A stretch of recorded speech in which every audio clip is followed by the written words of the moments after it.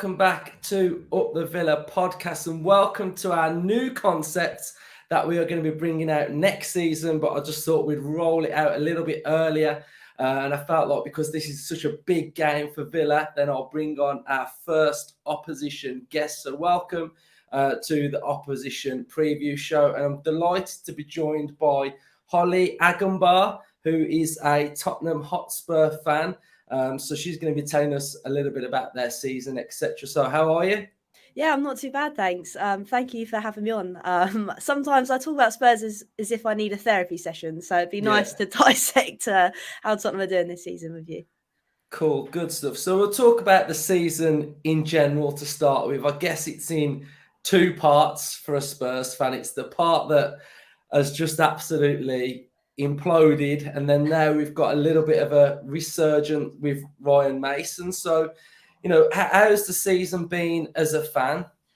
Oh, it's been it's quite cliche to say it's a roller coaster, but it quite literally is being a Spurs fan. Obviously, you look at all the managers Tottenham have had, only just in this season, let alone the last couple of years of us. It's been very up and down. So yeah, like you said, it's been a season of mainly two halves. I mean, we saw Conte at the start, then we saw Stellini, and now we've got Mason. It's a bit of a madness. I'm not going to lie to you. So with Mason now, what's the vibe? Is everybody like happy? Do they just seem for this season, or is the potential for him to keep the job, or are you looking at sort of like Nagelsmann vibes? It's really difficult because I think with Spurs, it's very easy to be like, right, we haven't won a trophy in so long. We tried Jose, we've tried Conte, it hasn't worked. And I feel, although the players aren't really up to scratch, because I could go on for ages to talk about how there's so much investment that needs to be done at Spurs. It is difficult because you see those players have come in, even some of the likes of Pedro Porro that's new, and he's come in and he's also already had like 2-3 managers. It's crazy to think.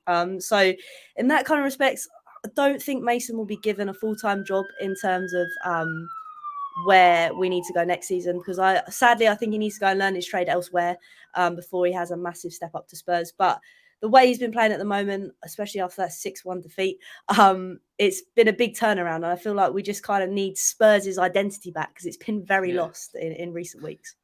Yeah, I said this in the preview that we've done for this game, that it feels like it's what Chelsea wanted with Lampard, but what they haven't got. So he's came in and, you've seen that little bit of like galvanising the squad. Players look a little bit happier, 2-0 down against United, the fight back to come, and draw that game was fantastic.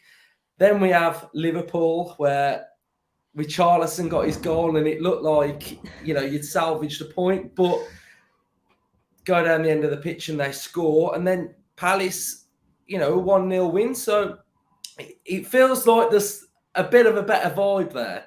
Mm-hmm. Yeah, definitely.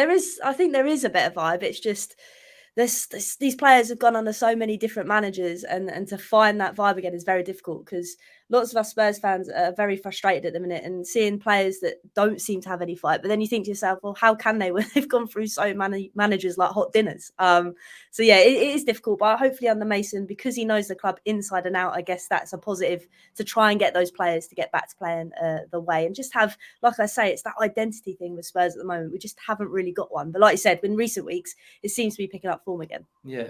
And I guess it doesn't help when your local rivals across the road are having an absolutely fantastic season. So that doesn't help things either, does it really? Because it just adds to that pressure and it adds to the fan frustration, doesn't it? Where, you've been, better in the league than the last couple of seasons. So I guess that's tough to take as well, isn't it?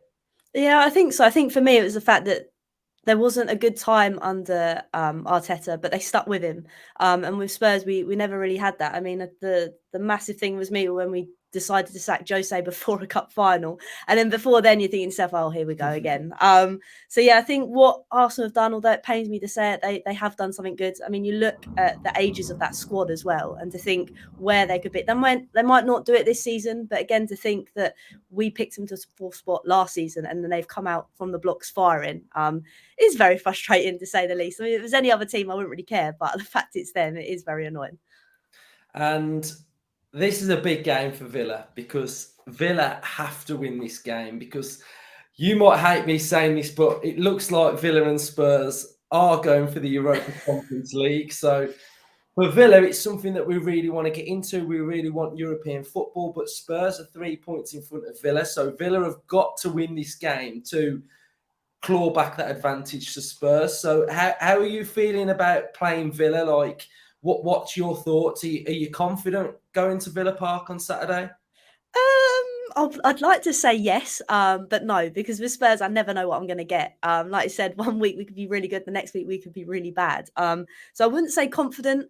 The only thing I could say that makes me slightly positive is the fact, like you said, in recent weeks we've seemed to pick up form. We are obviously away from home as well, which means we'll have travelling fans, which are in good voice. So that might give us a bit of a boost. But with you breathing down our necks and, like you say, fighting for Europa, it's not going to be easy. But I've learned over the years with Spurs, nothing is ever easy. And what have you made of Villa this season and Unai Emery, a manager that used to manage Arsenal? So I guess you probably didn't like him at the time, but what are your thoughts on how we've done this season? I mean, no, you've done well. I mean, good mate, good evening has come in and done wonders for you. Like I said, again, it's annoying that he's ex-Arsenal. But like I said, he went away, learnt his trade, he's come back to the Premier League. He's got a point to prove. So to see where you are in the league and the fact you are pushing for European spots just is true dedication to the fact that he's worked at his craft, and like I said, he's managing to bring you guys up.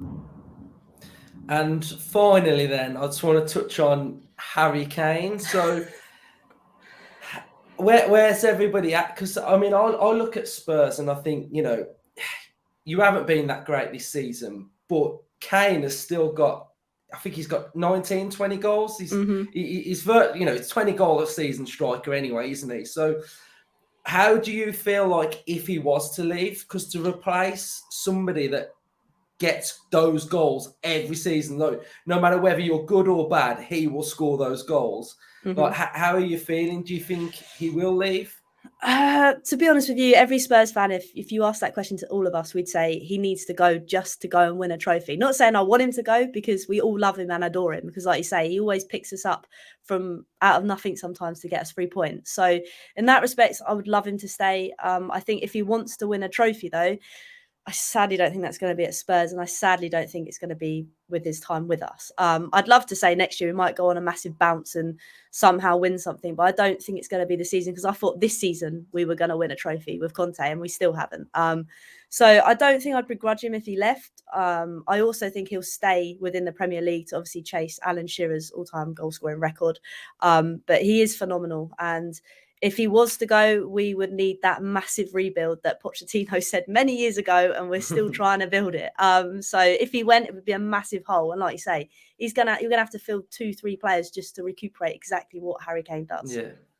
Well, it would feel like when we lost Grealish. So we lost our best player and we replaced him with 3 players, and technically it didn't work out by doing that in that way. So I think it will be an interesting one to see what happens with that. So thank you for coming on, Hollie. It's been great chatting to you and getting a Spurs fan's perspective on this game as well. So thank you very much.